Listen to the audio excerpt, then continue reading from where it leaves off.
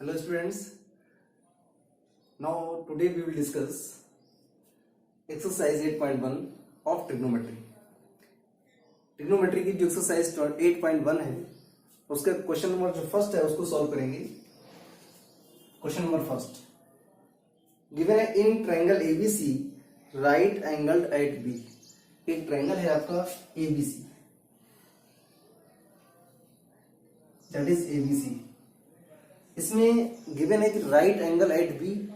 तो right angle में यहां पर होता है, जो राइट एंगल होता है वो इस पॉइंट पर होगा. और राइट एंगल कहां पर गिवन है? एट पॉइंट बी पॉइंट पर गिवन है. अब बचता हमारे पास पॉइंट ए और पॉइंट सी. वो आप कहीं पर भी लिख सकते हैं. आप चाहे तो यहां पर लिखें ए पॉइंट को या फिर यहां पर लिखें. आप चाहे तो सी को यहां पर लिखें या फिर यहां पर लिखें. तो हम क्या करेंगे, पॉइंट ए को यहां लिख देंगे और पॉइंट सी को यहां लिख देंगे. तो ये हो गया आपका complete triangle ABC, right angle at point B. आगे गिवन है इसमें AB इज इक्वल टू 24. तो ये हो गया आपका AB 24. BC गिवन है 7, दैट इज 7 सेंटीमीटर. इसमें जो अननोन है वो अननोन है क्या? AC. तो थर्ड साइड जो आपकी अननोन है उसको फाइंड करने के लिए हम लोग पाइथागोरस थ्योरम का यूज करेंगे. तो पाइथागोरस थ्योरम क्या होती है? Square of hypotenuse is equal to square of perpendicular plus square of base. ये होता है फॉर्मूला.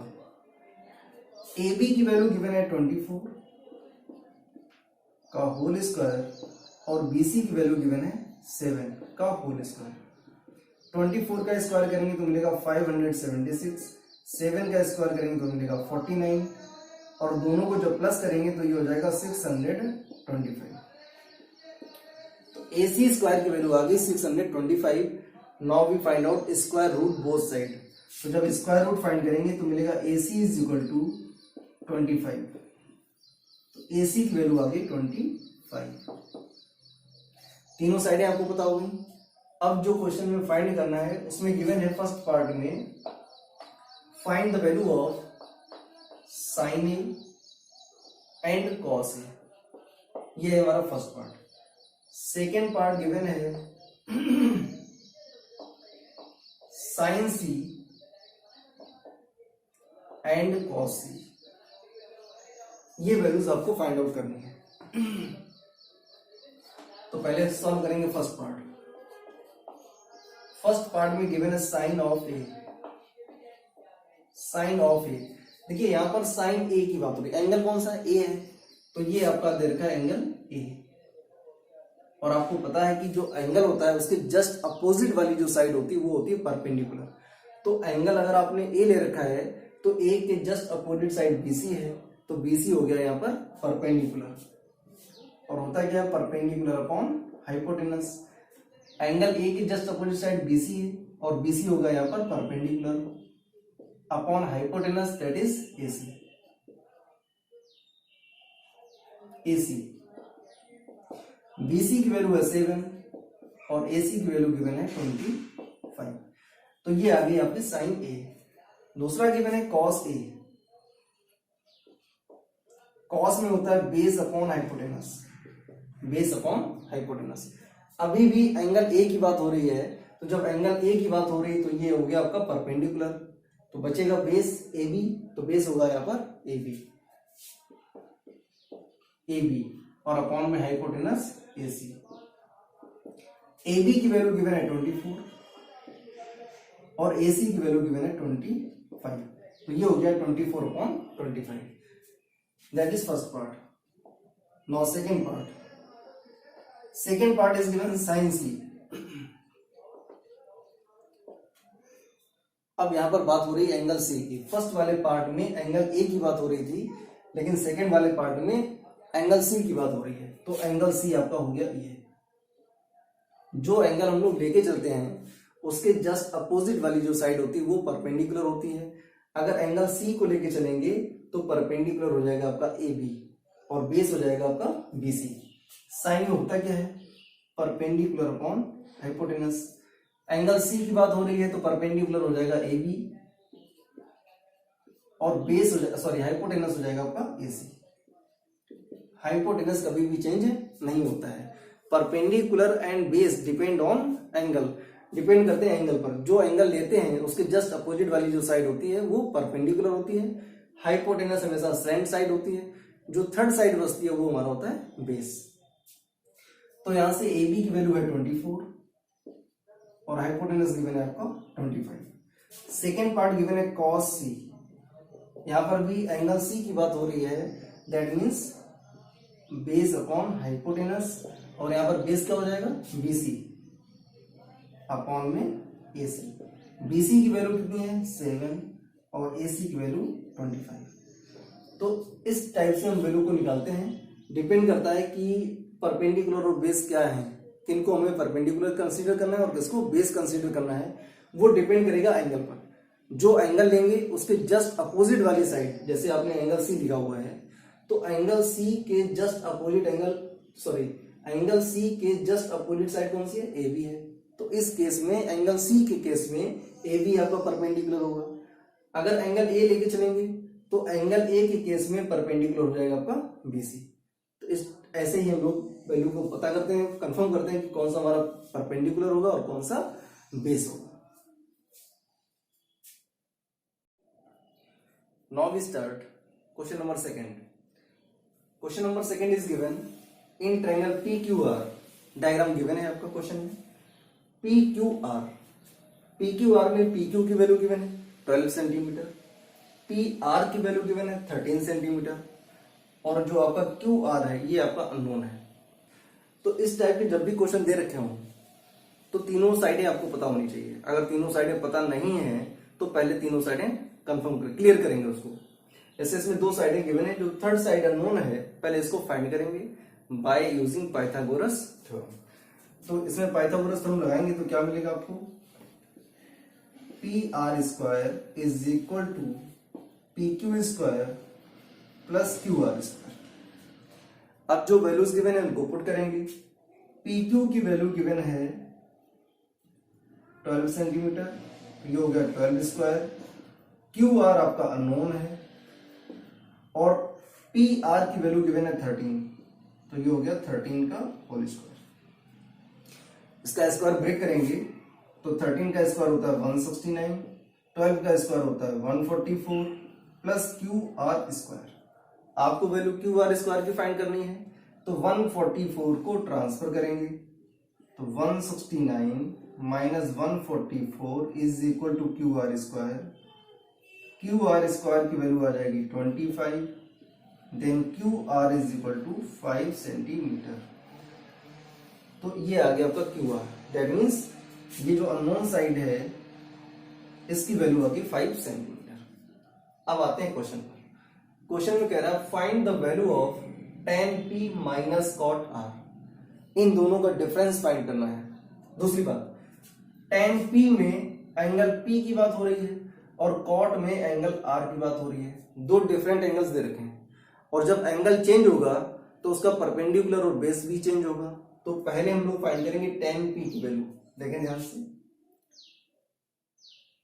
tan P की वैल्यू, और आपको मालूम है tan theta is equal to होता है परपेंडिकुलर अपॉन बेस। अब यहां पर जो एंगल है वो P दे रखा है, P दे रखा है, दैट मीन्स ये आपका एंगल P हो गया। और आपको पता है कि जो एंगल लेते हैं उसके जस्ट अपोजिट वाली साइड परपेंडिकुलर होती है। तो एंगल P के जस्ट अपोजिट साइड क्या है QR, that means QR perpendicular होगा। तो ये हो गया परपेंडिकुलर QR अपॉन बेस। ये जो तिरछी साइड दे रखी ये तो आपकी होती है हाइपोटेनस, ये कभी भी चेंज नहीं होती है। परपेंडिकुलर और बेस डिपेंड करते हैं एंगल पर। आपने एंगल P ले रखा है तो QR परपेंडिकुलर हो गया और PQ जो है वो आपका बेस हो गया, तो अपॉन में हो जाएगा PQ।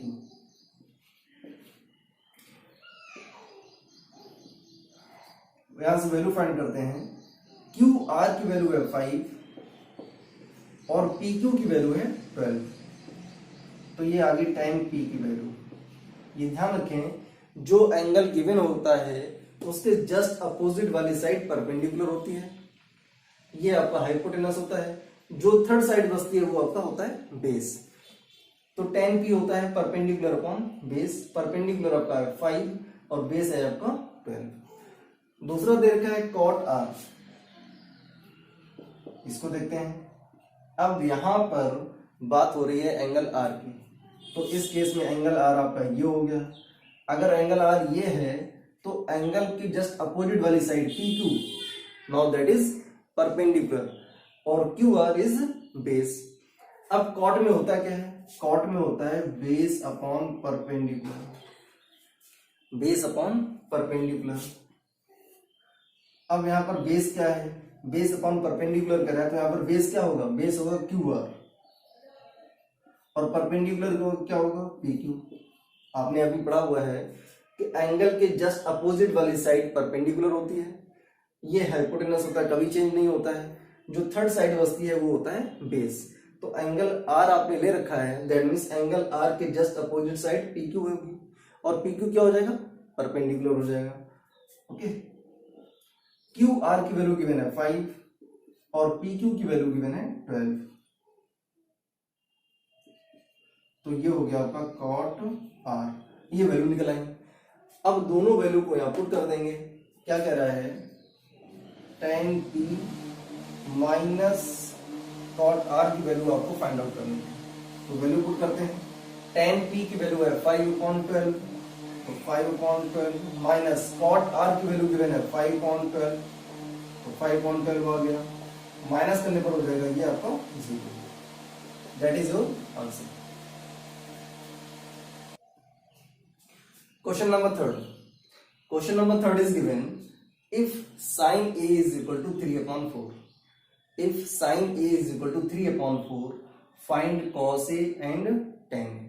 देखो ध्यान से, cos में क्या होता है, बेस अपॉन हाइपोटेनस होता है, tan में क्या होता है, परपेंडिकुलर अपॉन बेस होता है, लेकिन यहाँ पर क्या गिवन है, sin A गिवन है, और sin A का मतलब होता है परपेंडिकुलर अपॉन हाइपोटेनस। तो perpendicular upon hypotenuse that means, diagram बनाते हैं पहले।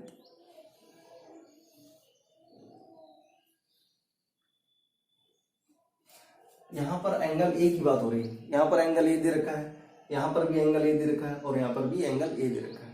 तो एंगल ए को कहां पर लिखना है, ये होता हमारा राइट एंगल, तो यहां पर तो एंगल नहीं लिखते हैं, या तो एंगल को यहां पर लिखें या फिर यहां पर लिखें, आप फ्री होते हैं। तो हम यहां पर लिखते हैं टॉप पर, ये हो गया एंगल ए, इसको लिख दिया बी, और ये हो गया सी, ये होता है आपका right angle. Sine A given है, तो लिखते हैं यहां पर sine A is equal to होता है परपेंडिकुलर अपॉन हाइपोटेनस, और वैल्यू कितनी गिवन है 3/4।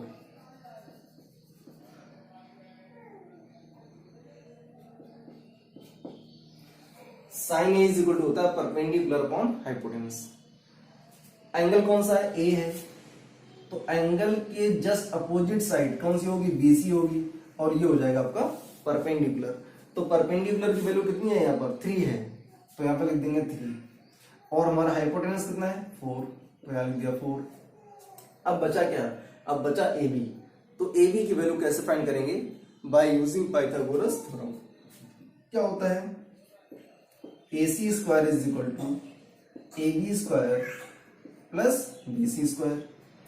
AC की वैल्यू गिवन है 4, तो 4 का whole square equal to AB square plus 3 का होल स्क्वायर, ये हो गया आपका 16 equal to AB square plus 3 का स्क्वायर 9।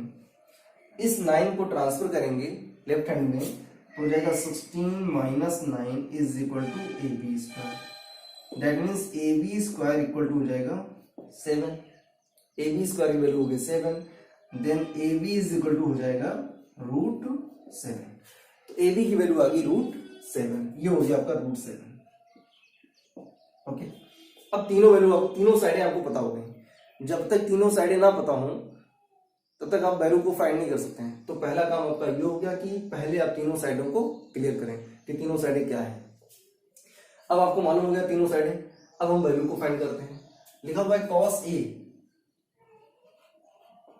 और cos क्या होता है, base upon hypotenuse, base upon hypotenuse. Angle A की बात हो रही है, तो एंगल A ये दे रखा है, और एंगल A के जस्ट अपोजिट साइड BC, तो एंगल के जस्ट अपोजिट जो साइड होती है वो होता है परपेंडिकुलर। तो BC हो गया परपेंडिकुलर, बेस क्या हो जाएगा AB, AB जो हमारा है ये बेस होगा। तो AB अपॉन हाइपोटेनस क्या है AC अपॉन में AC।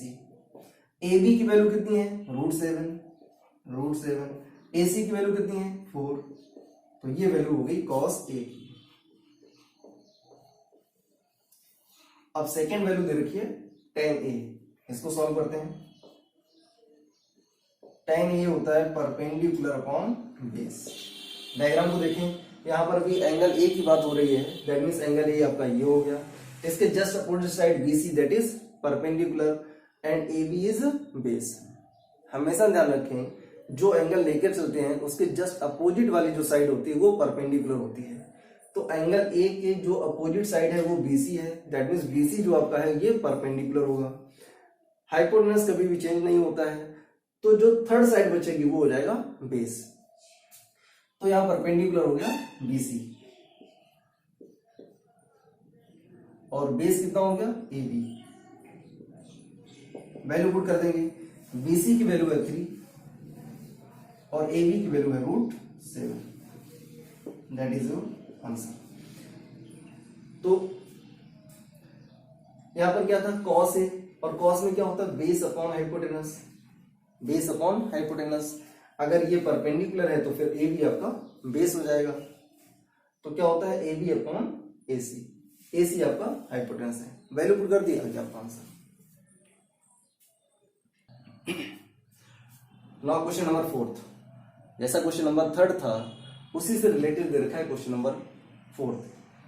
If 15 cot A is equal to 8, ये cot A के साथ में क्या लिखा हुआ है 15 लिखा हुआ है, तो इस 15 से पहले डिवाइड कर दो।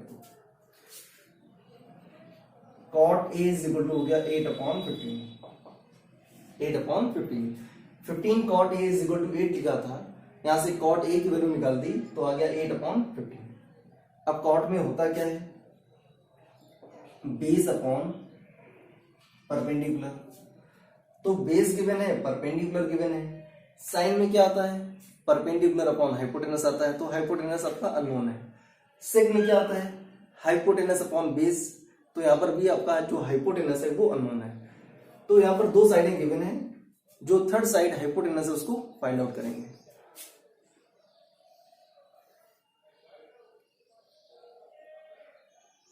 एंगल ए की बात कर रहा है तो एंगल ए को हम टॉप पर लिख देंगे, ये एंगल बी हो गया दैट इज राइट एंगल, और ये पॉइंट हो गया आपका C. cot A is equal to 8 upon 15, angle A ये दे रखा है, तो एंगल के just opposite side BC that is perpendicular, ये हो जाएगा आपका बेस। तो यहां पर परपेंडिकुलर कितना है 15, तो BC हो गया 15, बेस कितना है 8, तो ये हो गया आपका 8। अब पाइथागोरस थ्योरम का यूज करेंगे और जो third side AC that is hypotenuse है उसको फाइंड आउट करेंगे। क्या होता है AC square equal to AB square plus BC square.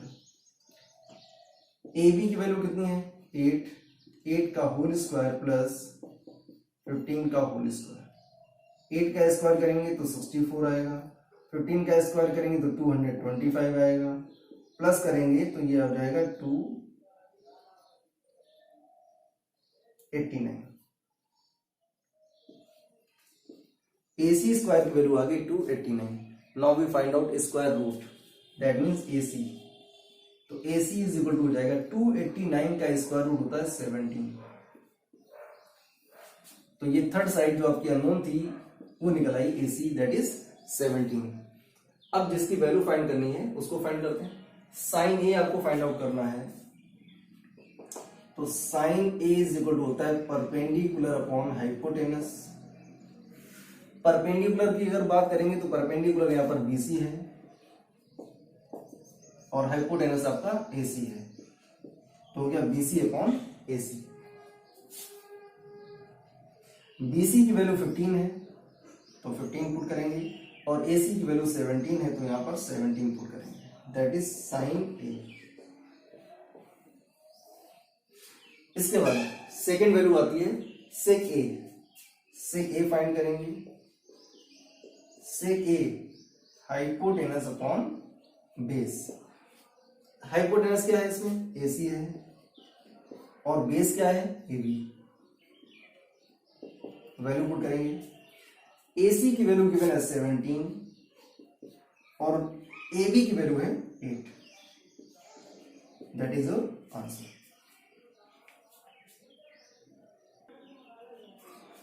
Question number 5। Question number 5 is given if sec theta is equal to 13/12, sec theta की value given है 13/12, फिर find the other trigonometric ratios. अब sec theta given है, total T ratios होते हैं, trigonometric ratios होते हैं 6, sine, cos, tan, cot, sec and cosec. तो यहां पर तो केवल एक ही गिवन है, सेक थीटा गिवन है, तो आपको क्या फाइंड करना पड़ेगा, sine theta, cos theta, tan theta, cot theta and cosec theta. 5 T ratios की वैल्यू आपको फाइंड आउट करनी है।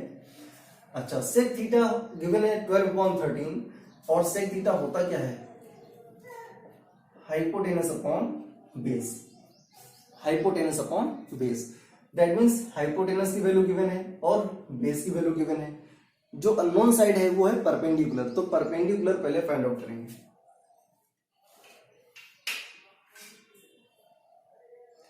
ये ए हो गया, ये बी हो गया और ये हो गया आपका सी।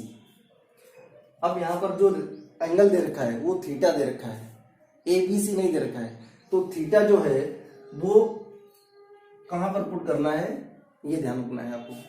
अच्छा, जो पॉइंट बी है ये राइट एंगल होता है, यहां पर कोई भी एंगल कंसीडर नहीं करते हैं, ये ऑलवेज 90 डिग्री होता है, यहां पर कोई भी वैल्यू पुट नहीं करते हैं, कोई भी एंगल पुट नहीं करते हैं। कहां पुट करना है आपको, या तो आप सी पर पुट करें या फिर ए पर पुट करें, ये आपके ऊपर डिपेंड करेगा कि आप कहां पर पुट करना चाहते हैं। अगर आपको सी पर इजी लगे तो सी पर पुट करें, अगर आपको ए पर इजी लगे तो ए पर पुट करें। एंगल गिवन क्या है आपका, थीटा गिवन है, तो यहां पर हम थीटा पुट करेंगे। सी पॉइंट पर थीटा को पुट करते हैं। सी पॉइंट पर हमने थीटा को जब पुट कर दिया तो आपको पता है कि जो एंगल होता है उसके जस्ट अपोजिट वाली साइड परपेंडिकुलर होती है, तो ये ए बी जो है ये हो जाएगा आपका परपेंडिकुलर, तो ये हो जाएगा आपका बेस और ये आपका हाइपोटेनस हमेशा होता है, कभी चेंज नहीं होता है। यहाँ पर हाइपोटेनस की वैल्यू गिवन है 13, तो हाइपोटेनस हो गया आपका 13। बेस की वैल्यू कितनी है 12, तो बेस आ गया आपका 12। अब आपको फाइंड क्या करना है, परपेंडिकुलर, तो वही आपको पाइथागोरस थ्योरम यूज करनी है, तो जो थर्ड साइड है वो आपकी फाइंड हो जाएगी। क्या हो जाएगा, AC square is equal to AB square plus BC square. AC 13 given है आपको, तो 13 का whole square is equal to AB आपका नोन है प्लस BC की वैल्यू गिवन है 12, तो ये हो गया आपका 12 स्क्वायर।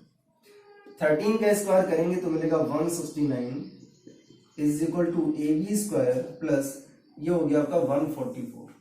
144 को इधर ट्रांसफर करेंगे तो ये आ जाएगा 169 minus 144 is equal to AB square. AB square is equal to ये आ जाएगा आपका 25। Now taking square root both side then AB is equal to 5। 25 का स्क्वायर रूट होता है 5, तो ये आ गया आपका 5। AB की वैल्यू आ गई 5। अब तीनों साइडें आपको पता होगी, अब हो गया आसान। चलिए, ये हो गया परपेंडिकुलर, ये हो गया बेस और ये हो गया आपका हाइपोटेनस। 1 रेशियो गिवन है, आपको रिमेनिंग 5 रेशियोज फाइंड करने हैं। तो पहला क्या हो जाएगा, पहला हो जाएगा साइन थीटा, क्या होता है perpendicular upon hypotenuse. Sine theta is equal to perpendicular upon hypotenuse. Perpendicular की वैल्यू कितनी है 5, हाइपोटेनस की वैल्यू कितनी है 13, तो ये आ गया 5/13। सेकंड कॉस थीटा, आपको पता है कि सेक थीटा और cosec theta, sorry sec theta and cos theta एक दूसरे के रेसिप्रोकल होते हैं, एक दूसरे के उल्टे होते हैं। मतलब हम कॉस थीटा को लिख सकते हैं 1/सेक थीटा और सेक थीटा को लिख सकते हैं 1/कॉस थीटा। ये फॉर्मूला हमने लिखवाया हुआ है। वैसे अगर हम डायरेक्ट देखें तो कॉस थीटा होता है बेस अपॉन हाइपोटेनस। बेस कितना दे रखा है 12, हाइपोटेनस कितना दे रखा है 13। अभी हमने जो बताया था आपको उसको चेक करते हैं। सेक थीटा और कॉस थीटा एक दूसरे के रेसिप्रोकल होते हैं, दैट मीन्स उल्टे होते हैं। देखिए यहाँ पर सेक थीटा की वैल्यू गिवन है 13/12। अगर इसका उल्टा करेंगे तो मिलेगा 12/13 और वही वैल्यू आ रही है किसकी, कॉस थीटा की। Next tan theta. Tan theta का फॉर्मूला होता है परपेंडिकुलर अपॉन बेस, और परपेंडिकुलर कितना गिवन है 5, बेस कितना गिवन है 12। इसके लिए हमने एक और फॉर्मूला लिखवाया था sine theta upon cos theta. तो जब sine theta upon cos theta करेंगे तो हो जाएगा 5/13 टोटल अपॉन 12/13। तो ये 13 और ये 13 कैंसिल हो जाएगा तो बचेगा 5/12, वही आ रहा आंसर आपका 5/12। कुछ नहीं करना, आपको याद रखना है कि tan थीटा क्या होता है, परपेंडिकुलर अपॉन बेस। परपेंडिकुलर की वैल्यू कितनी है 5, बेस की वैल्यू कितनी है 12, पुट करेंगे आपका आंसर हो गया। नेक्स्ट आता है कॉट थीटा। ये tan थीटा का जस्ट उल्टा होता है, रेसिप्रोकल होता है। इसको लिख सकते हैं बेस अपॉन परपेंडिकुलर। बेस कितना है 12, परपेंडिकुलर कितना है 5। चेक करते हैं आप यहां से, बेस है आपका 12, परपेंडिकुलर है 5। नेक्स्ट है हमारे पास cosec theta, that is hypotenuse upon perpendicular. और ये किसका उल्टा होता है, ये होता है साइन थीटा का उल्टा। देखिए यहाँ लिखा हुआ परपेंडिकुलर अपॉन हाइपोटेनस, यहाँ पर लिखा हुआ है हाइपोटेनस अपॉन परपेंडिकुलर। हाइपोटेनस की वैल्यू 13, परपेंडिकुलर की वैल्यू 5, तो ये हो गया आपका 13/5। ये क्या है 5/13 है, ये 13/5, एक दूसरे के reciprocal, that is your answer. Sine और कॉसेक ये एक दूसरे के रेसिप्रोकल होते हैं। कॉस एंड सेक ये एक दूसरे के रेसिप्रोकल होते हैं। टेन एंड कॉट ये एक दूसरे के रेसिप्रोकल होते हैं। दैट मींस जो वैल्यू आएगी वो उल्टी आएगी एक दूसरे की। तो ये हो गया आपका question number 5। Question number 6। Question number 6 is a important question. ये आपके बोर्ड एग्जाम में कई बार पूछा गया है और बहुत ही इंपॉर्टेंट क्वेश्चन दे रखा है। Question number 6, question is given if angle A and angle B are acute angle. तो पहले एक ट्रायंगल ड्रॉ करते हैं, triangle ABC, that is triangle ABC. उसने कह रखा कि जो एंगल ए और एंगल बी हैं वो आपके एक्यूट एंगल हैं, एक्यूट एंगल है। लेकिन जो एंगल यहां पर लेंगे ये तो आपका एक्यूट एंगल नहीं होगा, ये तो आपका राइट एंगल होता है। तो यहां पर लिख देते हैं पॉइंट सी, ठीक है। इसको लेते हैं ए और इसको लेते हैं B. Angle A and angle B are acute angle. तो एक्यूट एंगल यहां पर होता है और यहां पर होता है। यहां पर तो आपका राइट एंगल होता है, 90 डिग्री होता है। तो यहां तो हम ए और बी कुछ भी नहीं ले सकते हैं। जो ये एंगल है आपका ये होता है राइट एंगल। राइट एंगल की जगह पर हम कोई दूसरा एंगल ले नहीं सकते हैं। मतलब ना तो यहाँ पर एंगल ए ले सकते हैं और ना ही एंगल बी ले सकते हैं। तो बचेगा क्या हमारे पास, एंगल सी बचेगा। तो एंगल सी हमारा यहाँ पर आ जाएगा। एंगल ए और एंगल बी को हम इंटरचेंज भी कर सकते हैं। जैसे हमने एंगल ए यहाँ पर लिखा हुआ है, एंगल बी यहाँ पर लिखा हुआ है। आप चाहें तो एंगल बी को यहाँ लिख दो और एंगल ए को यहाँ पर लिख दो, कोई प्रॉब्लम नहीं है। Angle A and angle B are acute angle. चलिए ये हो गया एंगल ए और ये हो गया angle B. Angle A and angle B are acute angle, ये गिवन है आपका। आगे गिवन है such that cos A is equal to cos B, cos A is equal to cos B, then show that angle A is equal to angle B, show that angle A is equal to angle B, ये आपको show करना है। अच्छा question है, देखिए ध्यान से। Given है cos A is equal to cos B, cos A की जो वैल्यू है वो cos B की वैल्यू के इक्वल है। तो पहले डायग्राम जो हमारा बना हुआ है, ट्रायंगल जो बना हुआ है ACB, यहां से cos A की वैल्यू निकालेंगे। cos A, देखिए यहां पर किस एंगल की बात हो रही है, यहां पर एंगल A की बात हो रही है। तो जब एंगल A की बात होगी तो ये आपका एंगल A हो गया, और एंगल के just opposite side BC that is perpendicular. तो AB AC क्या हो जाएगा, अगर BC आपका परपेंडिकुलर हो गया तो फिर AC क्या हो जाएगा, ये हो जाएगा हमारा बेस। और कॉस में क्या आता है, बेस अपॉन हाइपोटेनस, यहाँ पर बेस क्या है AC, और हाइपोटेनस तो चेंज नहीं होता है, ये हाइपोटेनस है AB। ये वैल्यू होगी cos A की। cos A की वैल्यू किसके केस में है, एंगल A के केस में आ रही है। अब वैल्यू निकालते हैं cos B की, तो cos B क्या हो जाएगा, cos B फार्मूला वही बेस अपॉन हाइपोटेनस, लेकिन यहां पर एंगल B की बात हो रही है, तो ये हो गया आपका एंगल B। और आपको मालूम है जो एंगल लेके चलते हैं उसके जस्ट अपोजिट वाली साइड परपेंडिकुलर होती है, तो एंगल B के जस्ट अपोजिट साइड AC है, दैट मीन्स AC यहां पर हो जाएगा परपेंडिकुलर और BC हो जाएगा बेस। तो इसको लिखेंगे BC upon hypotenuse AB।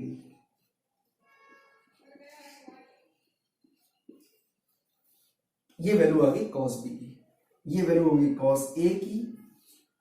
cos A निकल करके आया आपका AC अपॉन AB, और cos B निकल करके आया BC अपॉन AB। दोनों की वैल्यू आ गई। क्वेश्चन में कहा गया है कि cos A और cos B इक्वल है, तो इक्वल करते हैं इसको। Solution cos A is equal to cos B, ये गिवन है आपका क्वेश्चन में। तो cos A की वैल्यू आपने फाइंड करी हुई है, दैट इज AC अपॉन में AB। cos B की वैल्यू गिवन है BC अपॉन में AB।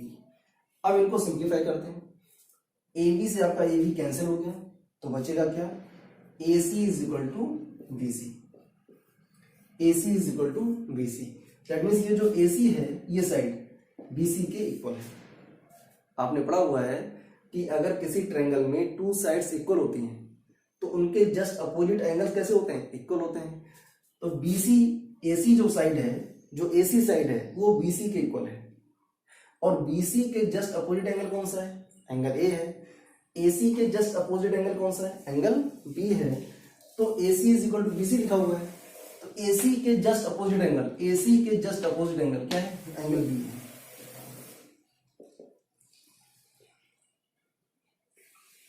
और BC के जस्ट अपोजिट एंगल कौन सा है, एंगल A है। दैट मीन्स इसको लिख सकते हैं angle A is equal to angle B। Reason क्या लिखेंगे, opposite angles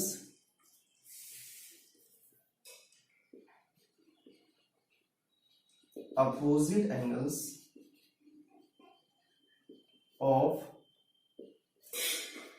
opposite equal sides are equal. Opposite जो equal sides, opposite equal sides होती हैं, अपोजिट इक्वल साइड्स होती हैं, उनके अपोजिट एंगल भी इक्वल होते हैं।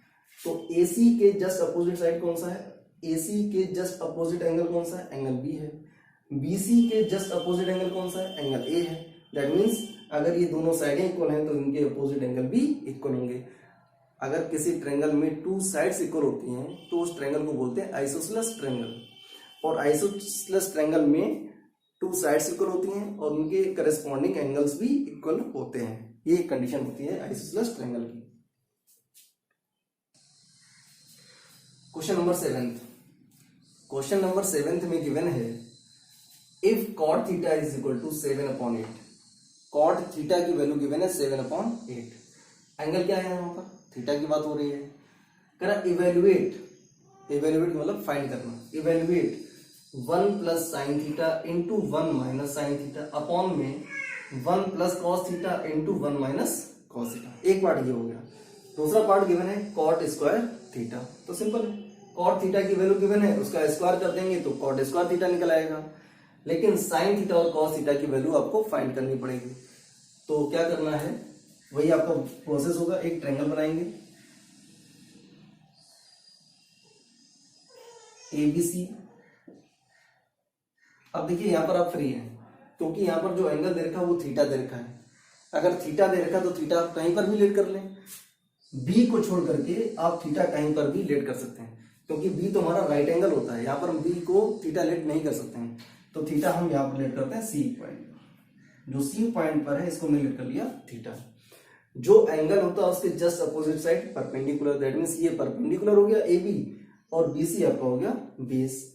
कॉट में आता क्या है, लिखा हुआ है कॉट थीटा इक्वल टू 7/8 और कॉर्ड में आता है आपका base upon perpendicular, base upon perpendicular. तो बेस की वैल्यू हो गई 7, तो ये हो गया आपका 7, परपेंडिकुलर हो गया 8, ए बी की वैल्यू हो गई 8। अब अननोन हमारे पास क्या है, अननोन है ए सी। तो ए सी को फाइंड करने के लिए हम लोग पाइथागोरस थ्योरम का यूज करेंगे। That means A C square is equal to A B square plus B C square. A B की वैल्यू है 8 का होल स्क्वायर प्लस 7 का होल स्क्वायर, ये हो जाएगा आपका 64 प्लस 49। 8 का स्क्वायर 64, 7 का स्क्वायर 49, दोनों को कर देंगे प्लस, ये आ गया आपका 113 A C square. Then A C is equal to क्या हो जाएगा, अंडर रूट 113, तो ये आ गया आपका under root 113 sorry, that is the value of A C. आपको क्या फाइंड करना है, साइन थीटा फाइंड करना है और कॉस थीटा फाइंड करना है।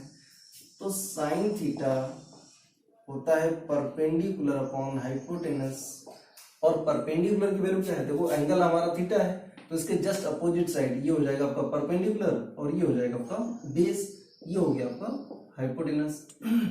तो परपेंडिकुलर की वैल्यू है 8 upon hypotenuse, that means under root 117। Second value आपको फाइंड करनी है कॉस थीटा,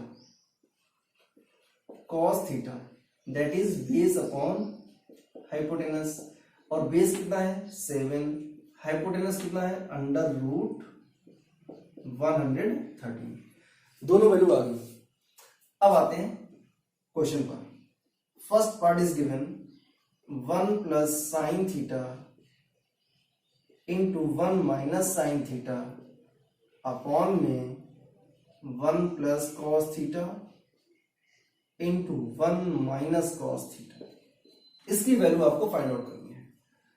आपको फॉर्मूला बताया गया है कि a प्लस बी और इंटू ए माइनस बी, ये हो जाता है ए square minus B square. A plus B into A minus B होता है ए square minus B square.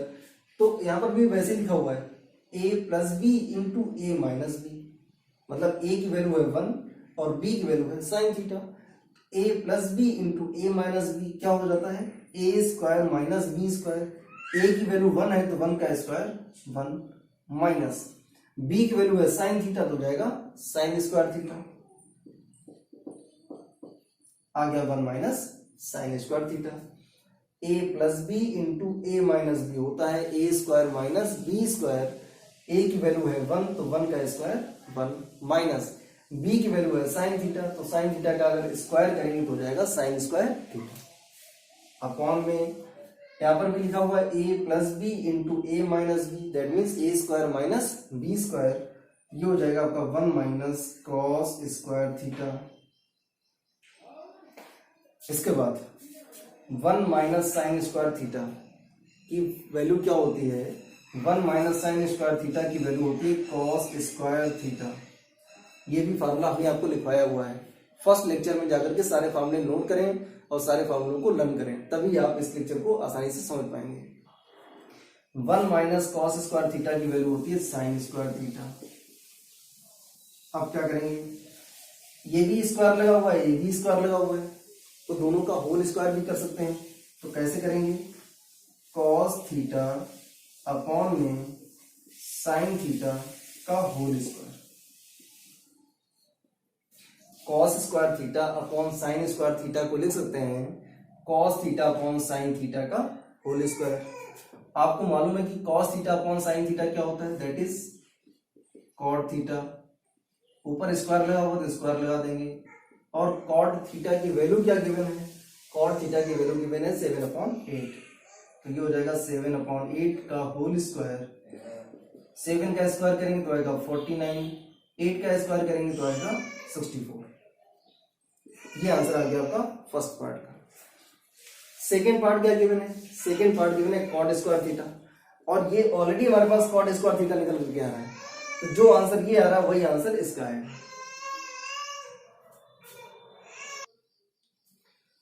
Question number 10th, question number 10th is given in triangle PQR, एक triangle है PQR, right angle at Q।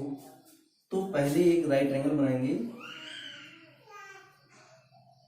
That is right angle, right angle at point Q। क्वेश्चन में given है कि जो right angle है वो point Q पर है, तो ये पॉइंट जो आपका है ये Q हो गया। अब दो पॉइंट बचते हैं P and Q, P and R। तो P को यहां पर लिख दिया और R को यहां पर लिख दिया। अब ये हो गया आपका triangle PQR। Right angle at Q given है PR plus QR is equal to 25।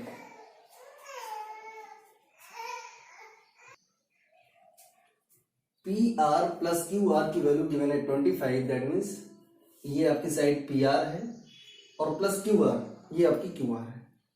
तो PR और QR का जो सम है वो गिवन है आपका 25।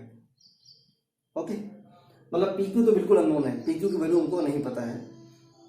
गिवन है PQ गिवन है 5 सेंटीमीटर, PQ की वैल्यू गिवन है 5 सेंटीमीटर।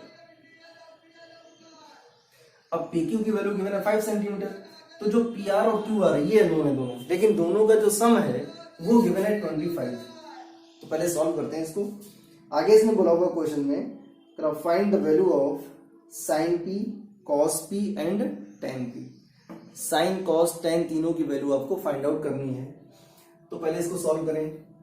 सॉल्व क्या करना है, आपको सेपरेट QR की वैल्यू फाइंड करनी है और सेपरेट PR की वैल्यू फाइंड करनी है, जबकि दोनों का सम जो है वो गिवन है PR plus QR is equal to 25। इसको डाल देते हैं first equation. PR plus QR जो गिवन है उसको हमने कंसीडर कर लिया इक्वेशन फर्स्ट। अब क्या करना है, अब PQR में पाइथागोरस थ्योरम का यूज करेंगे। इन triangle PQR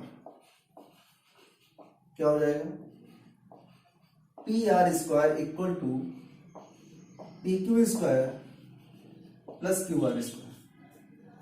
PR square is equal to PQ square plus QR square. यहां जो रिलेशन गिवन है वो PR और QR में गिवन है, तो यहां पर भी रिलेशन हम PR और QR में बनाएंगे। कैसे बनाएंगे, इस QR स्क्वायर को इधर ट्रांसफर करेंगे, तो PR square minus QR square is equal to PQ square. PQ की वैल्यू गिवन है 5 सेंटीमीटर, तो यहां पुट करेंगे 5, उसका स्क्वायर करेंगे तो ये आ जाएगा आपका PR square minus QR square equal to 5 square. अब ये लिखा हुआ A square minus B square, ये जो फॉर्मेट है ये A square minus B square का है, और A square minus B square होता है, A square minus B square होता है A plus B into A minus B। तो इसको भी वैसे सॉल्व कर लेंगे, A square minus B square, that means ये हो जाएगा PR plus QR into PR minus QR equal to 5 का स्क्वायर होता है 25, इक्वल टू हो गया 25। PR प्लस QR की वैल्यू गिवन है 25, तो ये हो गया 25 into PR minus QR is equal to 25। ये आपका 25 से 25 कैंसिल हो गया वन टाइम, तो ये आ गया आपका PR minus QR equal to 1, that is equation second. ये आपकी फर्स्ट इक्वेशन है और ये आपकी सेकेंड इक्वेशन है। अब इक्वेशन फर्स्ट और इक्वेशन को सॉल्व करेंगे। Solving first and second, first और सेकेंड इक्वेशन को सॉल्व करेंगे। कैसे, देखो PR प्लस QR की वैल्यू गिवन है 25, PR माइनस QR की वैल्यू गिवन है 1, और दोनों को कर देंगे अब प्लस। प्लस करने पर QR से आपका QR कैंसिल हो गया, PR प्लस PR ये हो जाएगा 2PR, 25 प्लस 1 करेंगे तो हो जाएगा 26। कुल मिलाकर के आपको क्या मिलेगा, 2PR की वैल्यू आ गई 26, तो PR की वैल्यू आ जाएगी 13। 2 से डिवाइड करेंगे 26 को तो मिलेगा 13। तो यहां से आपको वैल्यू किसकी मिलेगी, PR की वैल्यू आ गई 13। अब क्या बचा हमारे पास, QR बचा हुआ है। तो क्यू आर फाइंड करने के लिए क्या करेंगे, इस पी आर की वैल्यू को यहां पुट कर देंगे फ्रॉम इक्वेशन फर्स्ट। क्या लिखा हुआ है, P R plus Q R equal to 25। P R की वैल्यू है 13 plus Q R equal to 25। Then Q R is equal to हो जाएगा आपका 25 माइनस 13 दैट मीन्स 12। तो यहां से क्यू आर की वैल्यू आ गई 12, ये आ गया आपका 12। तीनों साइडें पता हो गई। अब आपको जिसकी वैल्यू फाइंड करनी है उसकी वैल्यू फाइंड कर सकते हैं। वैल्यू फाइंड करनी है आपको साइन पी। साइन का मतलब होता है perpendicular upon hypotenuse. Perpendicular upon hypotenuse. Angle कौन सा दे रखा है, एंगल पी की बात हो रही है, तो ये आपका एंगल पी है और एंगल के जस्ट अपोजिट साइड जो होता है वो परपेंडिकुलर होता है, तो ये हो गया परपेंडिकुलर, ये हो गया आपका बेस और ये हो गया आपका हाइपोटेनस। तीनों साइडें आपको पता है। आप वैल्यू को पुट करें और आपका आंसर आ जाएगा। Sine P perpendicular upon hypotenuse. Perpendicular की वैल्यू कितनी है यहाँ पर 12, हाइपोटेनस की वैल्यू 13, तो ये वैल्यू आ गई साइन पी। सेकेंड होता है आपका cos P. Cos P is equal to होता है बेस अपॉन हाइपोटेनस, और बेस यहां पर कितना गिवन है 5, हाइपोटेनस कितना गिवन है 13, तो cos p is equal to हो गया 5/13। नेक्स्ट गिवन है tan p, ये होता है परपेंडिकुलर अपॉन बेस, और परपेंडिकुलर गिवन है 12, बेस गिवन है 5, और ये आपको फाइंड आउट करना था। आपको फाइंड करना था sin p की वैल्यू, cos p की वैल्यू एंड tan p की वैल्यू। ये भी आपका एक इंपॉर्टेंट क्वेश्चन है जो कई बार आपके बोर्ड एग्जाम में पूछा गया है। तो इन क्वेश्चंस की आप प्रैक्टिस करेंगे अच्छे से, और अगर कोई आपके पास फ्रेशर बुक है जैसे RS अग्रवाल है, RD शर्मा है, तो उससे भी इन क्वेश्चंस को सॉल्व करेंगे, इस टाइप के क्वेश्चन को सॉल्व करेंगे। किसी भी एक्सरसाइज के पहले जो एग्जाम्पल गिवन होते हैं उन एग्जाम्पल को जरूर आप सॉल्व करेंगे, उनकी प्रैक्टिस जरूर करेंगे।